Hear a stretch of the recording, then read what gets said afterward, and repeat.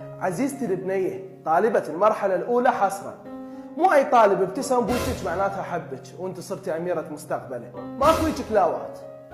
طبعا الولد مو انا جزء مو من ضمنهم، يعني قصدي انه احنا نفس الافكار. الولد يحاكي البنيه كلمه كلمتين، يحاول يضحكها، يحاول يوصل لقلبها، وهكذا اخذ مراده، شبع من عندها، مل راسا شاف له واحده ثانيه. اما بالنسبه لها هي فتعاي تجرح بصابعها ومنشوراتها وضيمها وعليكم كذب قال انا مرتاح وعيونكم وما ادري شنو، هذا الحكي ماكو، كلها كلاوات، كلها عباره عن شلون نقول احنا، شلون السوشيال ميديا عباره عن دراما، تمثيل، ماكو. هو يقولها اموت عليك واعشقك، وهو اكبر كذاب عنده 7. واسالني الي، اسال مجرب ولا تسال حكي.